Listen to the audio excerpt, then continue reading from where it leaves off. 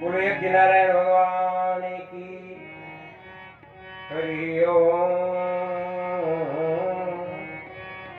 पूर्णमदः पूर्णमिदं पूर्णात् पूर्णमुदच्यते पूर्णस्य पूर्णमादाय पूर्णमेवावशिष्यते। यत्पादपूर्णकविपरागसुरागयोगिविन्दर्जितं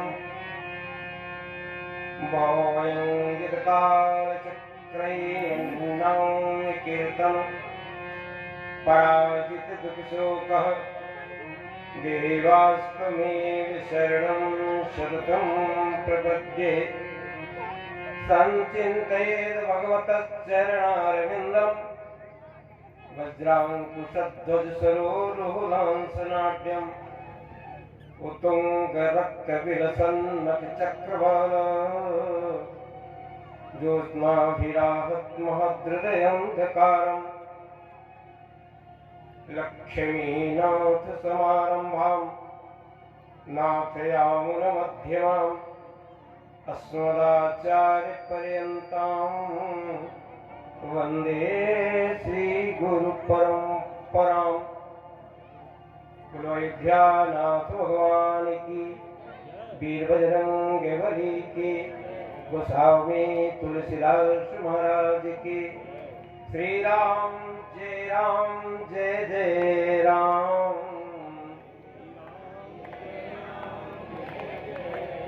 ओम श्री राम जय जय राम।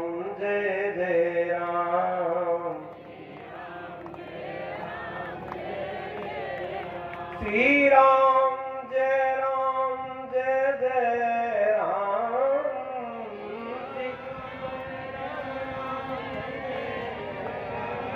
ओम श्री राम जय जय राम। श्री राम जय राम। अयोध्यानाथ भगवान की। हाँ, पाणी जी अब आदेश करें, क्या बोल रहे हैं? अब क्या बोलना है आप बताइए। बोलिए आप बताइए बस। चलिए, मैं तो सोचा था कि आप तो सोच रखे होंगे, बड़े कुशल संचालक है, बड़ी अच्छी बात, बड़ी सुंदर चर्चा सुन रहे थे आप। भगवान का जन्म लीला की कथा, जन्म लीला की कथा। न परमात्मा का जन्म कभी हुआ है, न होना है, न होगा। लीला है, लीला। अब आप जन्म की लीला पर पहुंच गए, हम पीछे जाएं तो भी ठीक नहीं, आगे जाएं तो कितना आगे जाएं। पाणी जी से मैंने सोचा कोई रास्ता देंगे, लेकिन एक बात निश्चित रूप से मैं आज, चूंकि मेरा पहला दिन है, अपने श्रोताओं से ये आग्रह करूंगा कि हम परमात्मा को जाने, उनकी लीला को जाने, उनके नाम को जाने, उनके धाम को जाने, उनके काम को जाने। अच्छा तो ये होगा कि पहले अपने आप को जाने, मैं कौन हूं और मेरा उससे संबंध क्या है, जिसको हम जानने का प्रयास कर रहे हैं। बहुत गंभीरता के साथ सुने, कोई न वाद्य बजेगा, न कोई चुटकुल्लाबाजी होगी, बहुत कम समय है, एक पीरियड जैसे 45 मिनट का होता है वैसे होगा, लेकिन ध्यान दीजिएगा दोनों पक्ष के लोग, आपके जीवन में काम आएगा। ये निश्चित है कि आपके जीवन में काम आएगा। ऐसे सौभाग्यशाली जिनके छोटे छोटे बच्चे हैं, थोड़ी देर के लिए संभाल लें, बिल्कुल थोड़ी देर के लिए पकड़ लें, क्योंकि ये मेला नहीं है जहां सत्संग होता है, वहां बड़े बड़े तत्ववेत्ता, ब्रह्मवेत्ता, जिज्ञासु सत्संग पंडाल में बैठते हैं। ये बच्चों का खिलौना नहीं। एक बात और बता दूं, चाहे वो राम कथा हो, चाहे भागवत जी की कथा हो, ये कोई प्लास्टिक का खिलौना नहीं कि जिसको चाहो उसको पकड़ा दो, चाहे वो श्रोता में से हो चाहे वक्ता में से हो। बहुत कठिन। जिस कथा को सुनाने के लिए आप लोगों को याद हो न याद हो, महाराज परीक्षित के सामने समस्त ऋषि महात्मा सब इकट्ठा थे सब, और व्यास जी जिन्होंने श्रीमद् भागवत कथा लिखा है वो भी उपस्थित थे। जब समस्या आई कि इनको 7 दिन में सुना कौन सकता है, तो और जवाब देते तो जवाब दे देते। आश्चर्य तब लगता है जब व्यास जी ने भी जवाब दे दिया कि मैं नहीं सुना पाऊंगा। जो लिखे बोले मैं नहीं सुना पाऊंगा, लेकिन सुखदेव जी के आने पर समस्या का समाधान हो गया। और लोगों ने इस बात को पूछा कि महाराज जी, व्यास जी आप ये बताइए कि आप रचना किए हैं, आप नहीं सुना पाएंगे, आपके पुत्र हैं, ये सुना देंगे। कहा ये सुना देंगे, ये सुना देंगे। क्यों सुना देंगे? कथा भागवत में क्यों सुना देंगे? क्योंकि मुझे मालूम ये पैदा होते हुए नारा खेड़ी लेके जब भगा, मैं पीछे पीछे गया, पुत्र पुत्र पुत्र चिल्लाते चिल्लाते, ये पीछे देखा तक नहीं। एक तालाब था, किसी युवतियां स्नान कर रही थी, निर्वस्त्र होकर के, कटकटहीन होकर के नहा रही थी। वो चला गया, नहीं पहनी कपड़ा। हम जब निकले तालाब से निकल करके युवतियां वस्त्र धारण करने लगी। मैंने पूछा कब से नहा रही है? कहा बहुत देर से। कहीं 12 साल का लड़का भी गया है? कहाँ गया? कहा तब इसे नहा रही थी। कहाँ नहा रही थी? कपड़ा नहीं पहनी। कहा नहीं पहनी। क्यों नहीं पहनी? हमको 90 साल के, आज की भाषा में बोल रहा हूँ, पता नहीं कितने 90 के थे, 90 95 100 साल का बूढ़ा चला जा रहा, चश्मा लगाए तो तुमको शर्म आ गई? 12 साल का बच्चा गया तो शर्म नहीं आई? उन युवतियों ने जवाब दिया। जो युवतियों ने कहा कि महाराज आप 90 नहीं, 180 के हो जाओ या 9000 वर्ष के हो जाओ, आपको मालूम है कि कौन स्त्री है और कौन पुरुष, आपको मालूम। लेकिन ये जो 12 साल का गया है, आज तक भी यही नहीं जानता कि स्त्री और पुरुष में भेद क्या होता है। तो 2 महीने का बच्चा अगर पालने में पड़ा हो तो किसी नारी को निर्वस्त्र होने में क्या दिक्कत है? क्यों शर्माएंगे? वो जानता ही नहीं कि कौन स्त्री है कौन पुरुष, किसका क्या संबंध होता है, ये भी नहीं मालूम उसको। तो 7 दिन के अंदर किसी के मोह माया, किसी भी व्यक्ति को मोह माया से अलग कर दे तो वही कर सकता है जो मोह माया से अलग हो। और जो मोह माया में छिपटा हुआ लिपटा हुआ है वो दूसरे को दूर करेगा? है संभव? ये कथा सत्संग, चाहे राम कथा हो चाहे भागवत जी की कथा हो, यहाँ वर्ण तत्व विभाग, वर्ण तत्व विभाग, तात्विक चर्चा। किस तत्व? ब्रह्म तत्व। लेकिन इस ब्रह्म तत्व के पहले मैं आज भूमिका दूंगा, कल से ब्रह्म तत्व, आज तो जीव तत्व। पांडे जी भागवत में मूल जो भागवत है 40 श्लोक का सब जानते हैं। ब्रह्म तत्व, माया तत्व, जीव तत्व और जिज्ञासा तत्व, इसी में पूरी भागवत 4 तत्व, 40 श्लोक में पूरी भागवत। हम तो कहते हैं 2 चीज जान ले मेरे श्रोता, 2 चीज, ब्रह्म तत्व जाने या ना जाने। लेकिन मैं कौन हूं, काहे के लिए आया हूं, क्या काम है? अगर इतना जान लें तो मैं तो ये कहता हूं कि आप परमात्मा को जान लीजिए। अब परमात्मा से भेंट हो गई। आप बाजार लगाने नहीं आए, बाजार देखने भी नहीं आए। कोई भी व्यक्ति कहीं जाता है नौन स्थान पे, नए स्थान पे, उससे 3 प्रश्न किए जाते हैं। आपका नाम क्या है? कहां से आए हैं? काम क्या है? आपका नाम क्या है? कहां से आए हैं? और किस लिए आए हैं? मैं कहता हूं गारंटी के साथ इस बात कि ये 3 प्रश्न अगर जिस व्यक्ति के तैयार हो जाए, 3 उसका जीवन सारा सार्थक हो जाए। हम लोग नहीं तैयार कर पाए। छोटे छोटे बच्चों को तैयार करवाते हैं, विद्यालय भेजते हैं, तुम्हारा नाम ये है, तुम्हारे पापा का नाम ये है, तुम्हारा एड्रेस ये है, तुम्हारा पता ये है, मैं पता ये है, बल्कि आईडी भी डाल देते हैं गले में उसके। अरे हम भी तो कभी विचार करिए, इस आप भवसागर में आए हैं, मेला है भवसागर, भावसागर, इसमें अगर कोई पूछे आपसे कि आप कौन हैं, कोई पहचान थी जब आप आए हैं? हम आए तो कहीं है पहचानता था? किसी से पहचान नहीं थी। स्वाभाविक है लोग पूछे कि आप कौन हैं, ये भी पूछेंगे काहे कहां से आए हैं, अब क्यों आए, काम क्या है। आज कम से कम समय में 3 बात जान लीजिए, 3 चौपाई। मैं कौन हूँ, अगर आपसे पूछे कि आप हैं कौन, तो जो आप लोग ये बताते फलाने प्रसाद, फलाने सिंह, फलाने गुप्ता, फलाने राजपूत, फलाने पटेल, सब गलत है।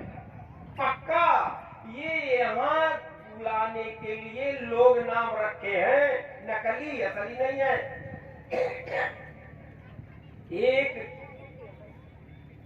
भेड़ी पालक के पास 1000 भेड़ अगर होती हैं, तो उनको बुलाने के लिए कुछ न कुछ वो नाम रख लेता है। यहाँ जो नाम हमारे आपके रखे गए हैं, हाँ वो बुलाने के लिए है, असली नहीं है। तो असली नाम कौन है? बाबा गोस्वामी तुलसीदास जी से लोगों ने पूछा कि अपना असली नाम बता दो कि तुम कौन हो।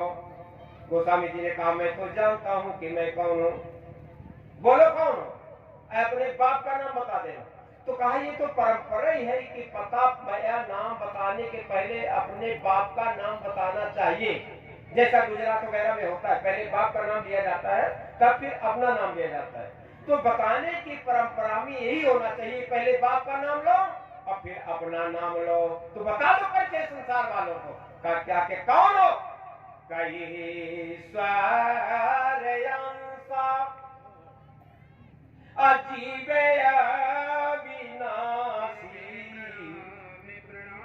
अचेतन अमल सहज सुख राशि। नाम मेरा भी और बाप का भी, ध्यान दीजिए दोनों नाम है। ईश्वर अंश जीवे अविनाशी। मेरे बाप का नाम है ईश्वर और मेरा नाम है जीव। क्या नाम है? जीव। तो मेरा बाप है वो ईश्वर। बाप कैसे बाप हो गया हो? हम उसी से आए हैं, न तो बंदर से आए हैं, न भेड़ी से आए हैं, न बकरा से आए हैं, न सुअर से आए हैं। हम लोग उसी से आए हैं। आप कहेंगे कैसे?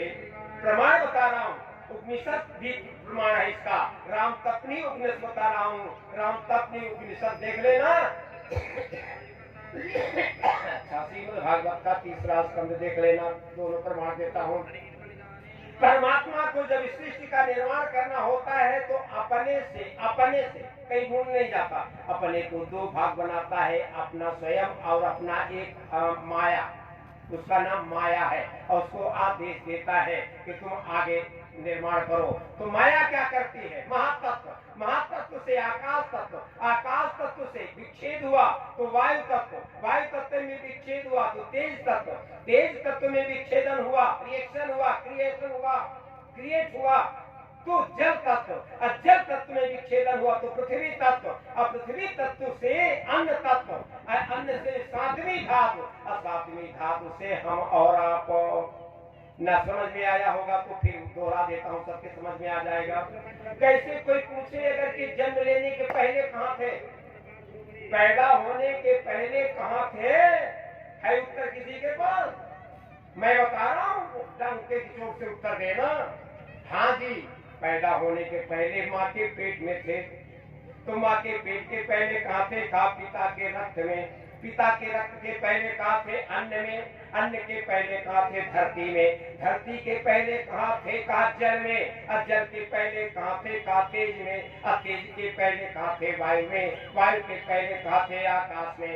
आकाश के पहले महातत्व में। महातत्व के पहले माया तत्व में। और माया तत्व के पहले का परमात्मा तत्व में। इसलिए ईश्वर अंश। कहां से आए हैं? बजाना तो जोर बजाना, नहीं तो चुपचाप रहना। बजाना तो जोर बजाना, हमको सुनाई दे के बज रहा है। कोई नेताओं की भीड़ में ईश्वर अंसा बेड़ी बाबू के हैं, ईश्वर अंश ये जीवी विनाशी चेतन अमल। दोनों गलत लग रहा है, चैतन्यता भी नहीं है और अमल भी नहीं है, लेकिन थे ये कब हुए? ये चैतन्यता कब समाप्त हुई और ये अमलता कब समाप्त हुई? जब यहाँ आए धरती के पहले। जैसे कुछ पढ़े लिखे लोग इस बात को जानते होंगे, मेरा बेटी बेटा सब जानते होंगे। किसी वैज्ञानिक से पूछा जाए, केमिस्ट्री वाले से, रसायन शास्त्री से, कि वर्षा पानी के बहुत स्रोत हैं, बहुत स्रोत पानी के हैं, हैंडपंप है, बोरवेल है, गढ़ी का पानी है, नदी का पानी है, गंगा का पानी, आदि आदि आदि आदि। लेकिन किसी वैज्ञानिक से पूछा जाए, केमिस्ट्री वाले से, सबसे पवित्र पानी कौन होता है, तो कहेगा वर्षा का जल। लेकिन वो वर्षा का जल जो सबसे पवित्र माना गया है, वो धरती पर देखिए कितना अपवित्र हो गया है। कहा नहीं पहले था, अब नहीं है, जब धरती पे आ गया। ठीक उसी तरह से जैसे ये वर्षा का पानी आकाश में था, बहुत शुद्ध था, जैसे धरती पे आया अपवित्र हो गया, ठीक उसी तरह से हमारी आपकी स्थिति है। का क्या? भूमि पारतोभा ये घावर पानी कब हुआ हो? भूमि पारतोभा ये घावर पानी अजिमी जीवही मायाल पुटानी। हम अपवित्र तो तब हुए जब यहाँ आए, पहले बहुत पवित्र थे।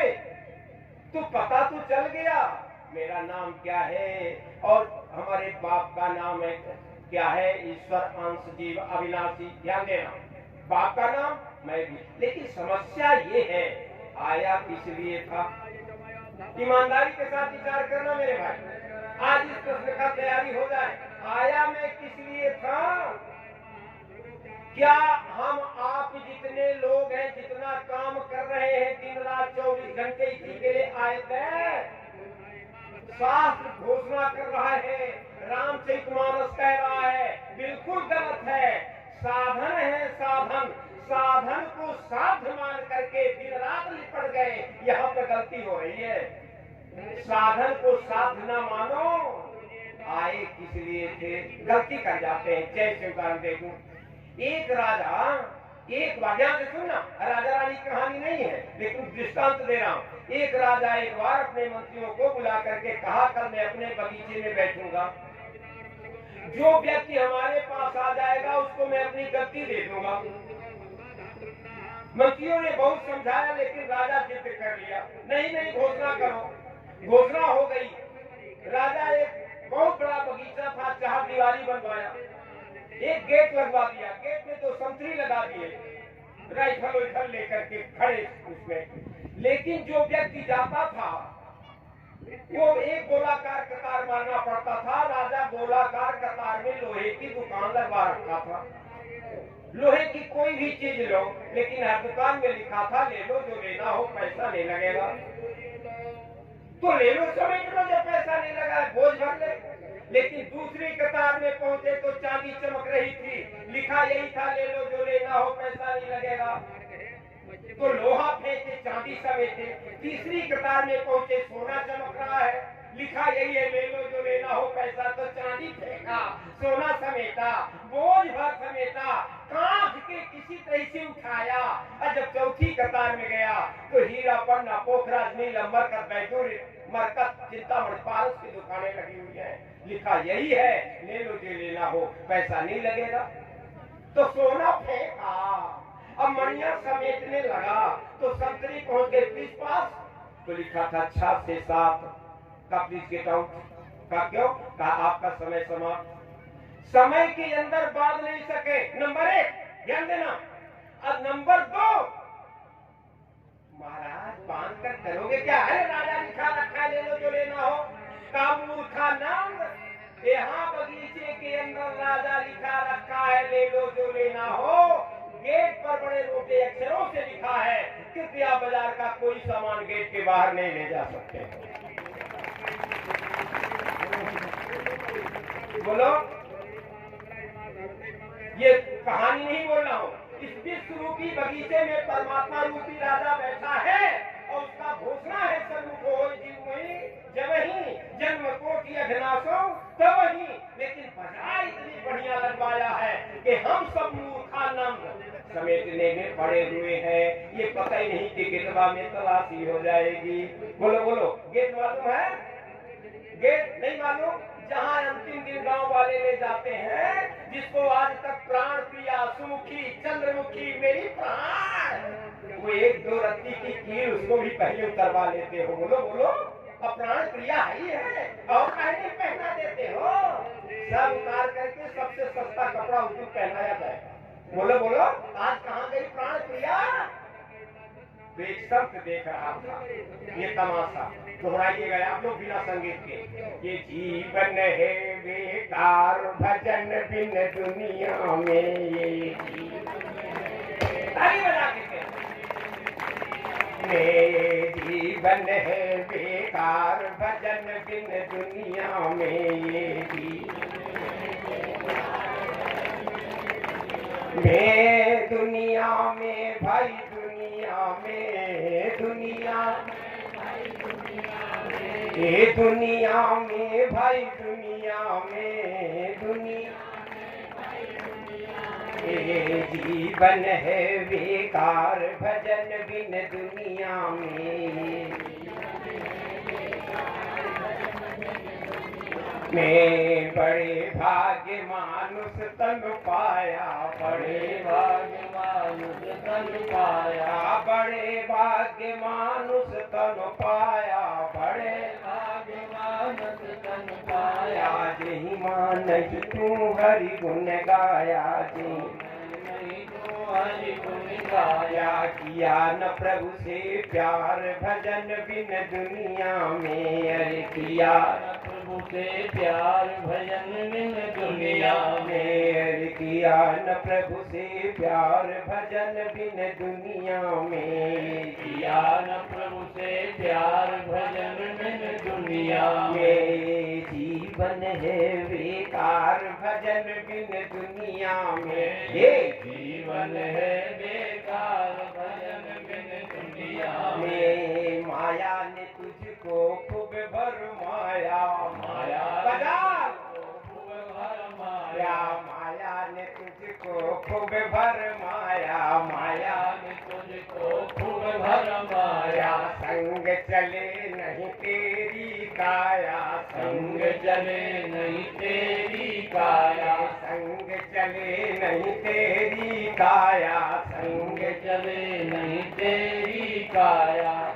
बनता होशियार भजन बिन दुनिया में, अरे क्यों बनता होशियार भजन बिन दुनिया में, अरे क्यों बनता होशियार भजन बिन दुनिया में, अरे क्यों बनता होशियार भजन बिन दुनिया में। जीवन है बेकार भजन बिन दुनिया में, जीवन है बेकार भजन बिन दुनिया में। दुनिया में भाई दुनिया में, दुनिया में भाई दुनिया में, दुनिया में भाई दुनिया में, दुनिया में भाई दुनिया में। जीवन है बेकार भजन बिन दुनिया में, जीवन है बेकार भजन बिन दुनिया में। क्या लेकर आया तू संग में, क्या लेकर आया संग में, क्या लेकर आया तू संग में, क्या लेकर आया तू संग में, क्या लेकर आया तू जग में, क्या लेकर आया तू जग में, क्या लेकर जाएगा संग में, क्या लेकर जाएगा संग में। हाथ पसार भजन बिन दुनिया में, जाएगा हाथ पसार भजन बिन दुनिया में, अरे जाएगा हाथ पसार भजन बिन दुनिया में, जाएगा हाथ पसार भजन बिन दुनिया में, दुनिया में भाई दुनिया में, दुनिया में भाई दुनिया में, जीवन है बेकार भजन बिन दुनिया में, ये जीवन है बेकार भजन बिन दुनिया में, यम के दूत लेन जब आवे, यम के दूत लेन जब आवे, या एक दिन आएंगे निश्चित है, चाहे जितना बड़ा आदमी हो चाहे जितना छोटा आदमी हो, चाहे जितना धनी हो चाहे जितना गरीब हो, एक दिन लेने वाले आएंगे।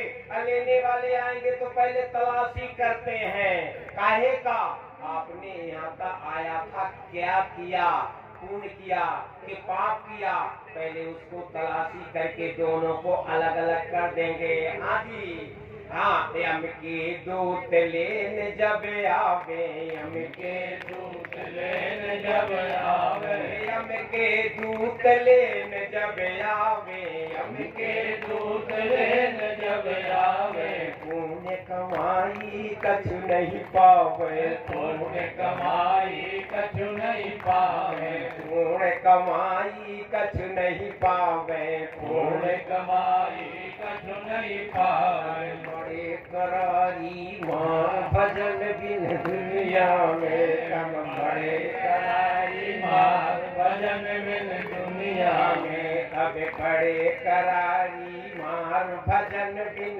दुनिया में, कब बड़े करारी मार भजन बिन दुनिया में, दुनिया में भाई दुनिया में, दुनिया में भाई दुनिया में, जीवन है बेकार भजन बिन दुनिया। इसकी सार्थकता केवल इसी में है। किसके लिए मिला है? है धरे कर यह फल भाई, यह फल भाई, भजिय राम सबो काम बिहाई, भजिय राम सबो काम बिहाई।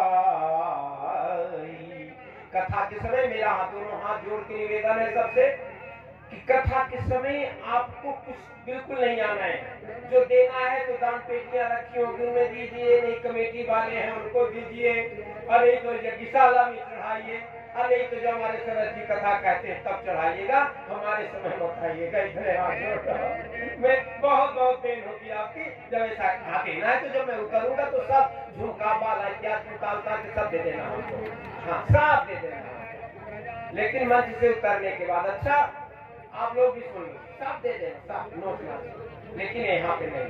हाँ आप भी जेब खाली कर देना, लेकिन नीचे उतरे तब। कथा में एक सेकंड एक मिनट बहुत कीमती होता है। एक तो यहाँ गिना चुना समय मिल रहा है, गिना चुना है ना। इस शरीर की उपयोगिता किसमें है? भोजन करने में, बोलो बोलो, सोने में, अच्छा कपड़ा पहनने में, किस चीज में? अरे काम क्रोध मद लोभ नींद भय भूख प्यास सभी के। बोलो बोलो, कुत्ता भी तो सोता है, नहीं सोता, खाता है। हाँ जी, एक बात और बताऊं, बच्चा हमसे अधिक आपसे पैदा कर लेता है, काहे में अधिक हो? हमसे आपसे सब में आगे हैं। काम क्रोध मद लोभ नींद भय भूख प्यास सभी के, लेकिन मनुष्य देह सुर साधु सराहत सो स्नेह सियतिये के।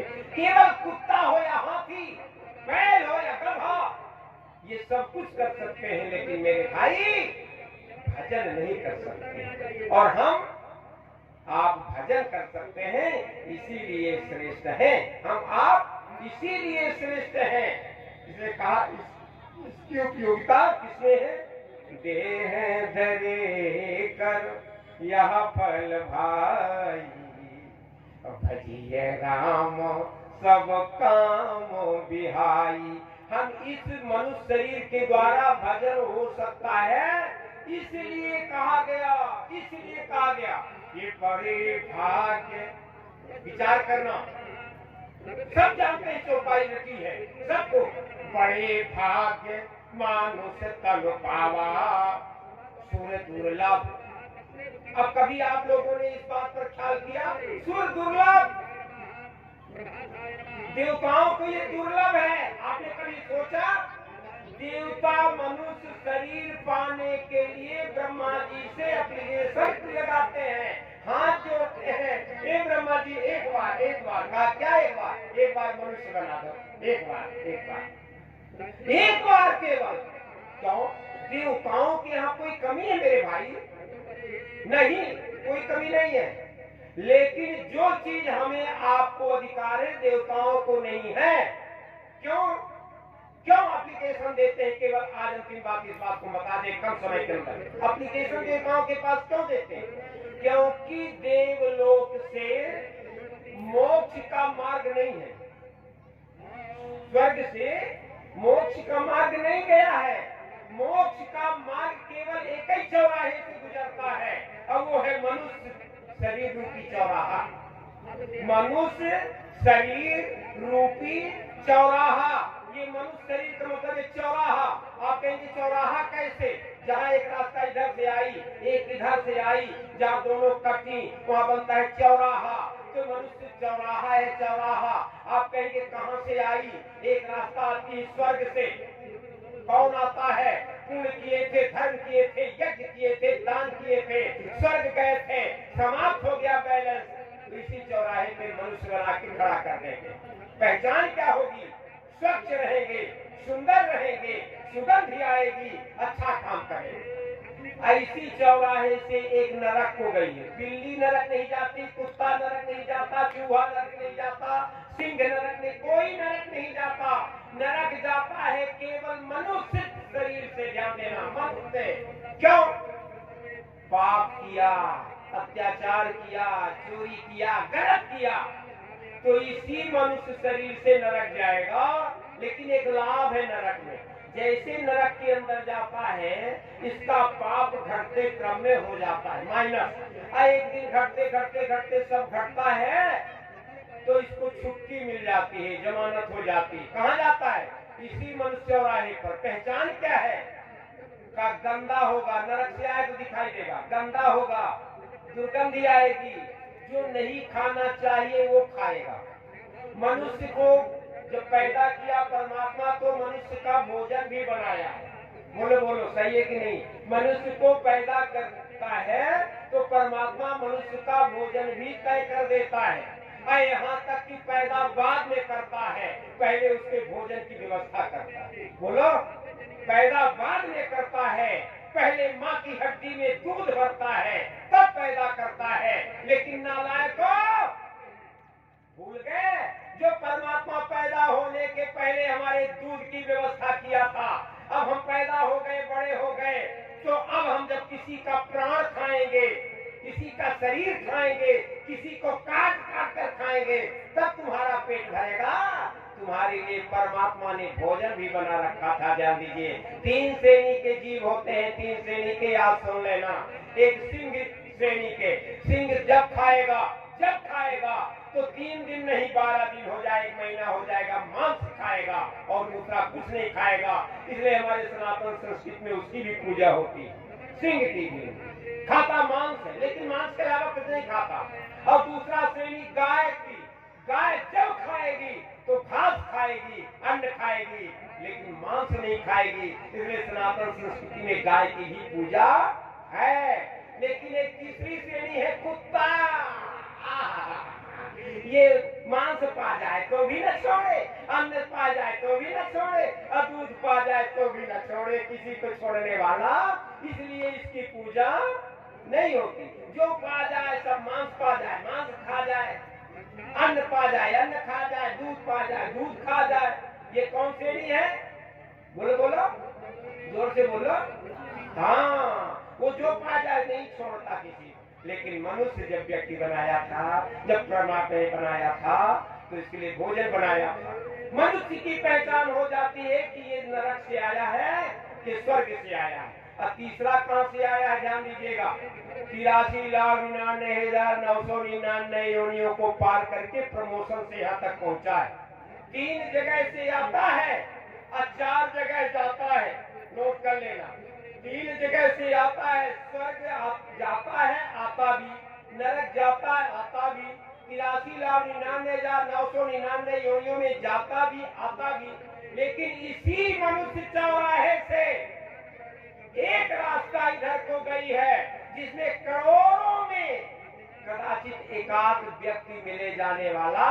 तो जाति कहाँ है वो रास्ता जहां से जाने के बाद ये फिर वापस यत्र गत्वा न निर्वर्तन्ते तद्धाम परमं मम। जहां से जाने के बाद ये जीव वापस नहीं आता उसको क्या कहते हैं, मोक्ष। केवल मनुष्य शरीर से है, ध्यान देना, देवताओं को नहीं सुलभ है, देवता नहीं जा सकते, देवलोक से नहीं है मोक्ष को मार्ग, मनुष्य चौराहे से है। इसलिए कहा बड़ी भाग्य मानुष तन पावा, असुर दुर्लभ सब ग्रंथन गावा।